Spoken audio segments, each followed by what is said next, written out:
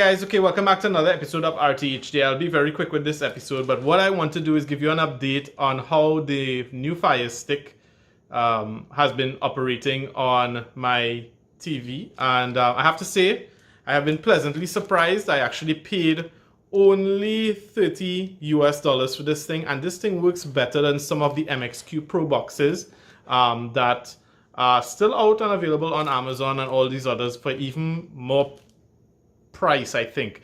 Some of the MXQ boxes, I think, go up to about 40 US, maybe even 50 US. This thing really functions well. I have learned also that this is, of course, not the HD version, of course, but nevertheless, it does 1080p, and it does 1080p very smoothly. And the app that I've been using to do most of my videos and so forth, seeing most of the videos and so forth, has been like YouTube, Netflix. It has been a breeze, even faster than my actual smart TV, getting it through there. Very little lag. And it's actually based, what I learned is actually that it's actually based on an Android system, but the Android system isn't exactly fully operational. For example, there is no Google Play Market, you know, the market, the Play Store. It doesn't have that, but what it has is an Amazon store where you can install predetermined apps that Amazon approved.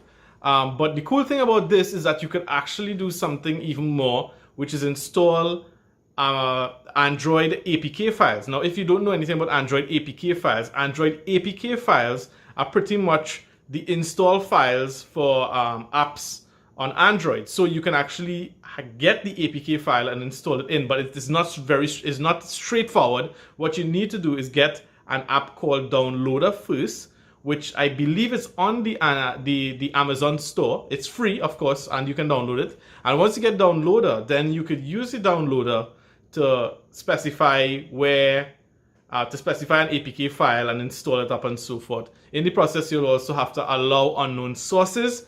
All these things, I'm sure you could probably just, find out on YouTube and so forth how to do that.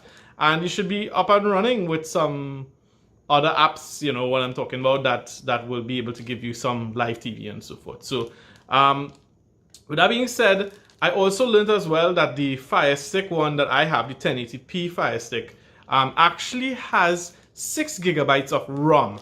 ROM. Now, ROM, 6 gigabytes of ROM actually they're talking about the memory space on the stick itself.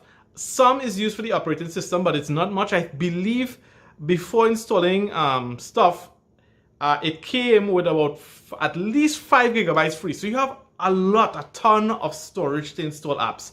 And I don't think you're gonna, at least I didn't need much storage to install apps. So, that's the cool thing about it. And it comes with a quad-core processor, which works miracles in my case, because most of the times I didn't even see skips. There was some delays once in a while, and I think that's just because of the service I'm using and so forth. But it's really good. And it's definitely something I would recommend. And even the voice control on the remote is quite accurate. And what's kind of cool as well that I actually like is that when you press the voice control, you actually see like this blue bar on the screen, and it's just nicer. It seems more polished than anything that Google came out with. So I have to give props to Amazon. I'm actually quite tempted to try the Echo. So we'll see how that goes, but I hope that this update will help someone out there, especially, one of my subscribers and one of the people who view. And so with that being said, guys, I want to thank you for viewing. Thank you for watching.